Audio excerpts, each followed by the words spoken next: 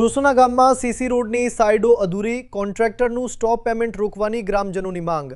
બનાસકાંઠા જિલ્લાના વડગામ તાલુકાના રજોસના ગામમાં નવા બનેલા સીસી રોડની સાઇડોનું કામ અધૂરું રહેતા ગ્રામજનોમાં ભારે રોષ જોવા મળી રહ્યો છે। ગ્રામજનોએ જિલ્લા પંચાયતને અપીલ કરી છે કે જ્યાં સુધી રોડની સાઇડોનું કામ પૂર્ણ ન થાય ત્યાં સુધી કોન્ટ્રાક્ટરને ચૂકવણી કરવામાં ન આવે। જોઈએ અમારા પ્રતિનિધિ જસવંત ઠાકોરનો અહેવાલ। વડગામ તાલુકાના રજોસણા ગામમાં વરસાદી પાણીથી ગામના મુખ્ય માર્ગોની હાલત ખરાબ બનતી હોવાથી બનાસકાંઠા જિલ્લા પંચાયત દ્વારા સીસી રોડનું નિર્માણ કરવામાં આવ્યું હતું।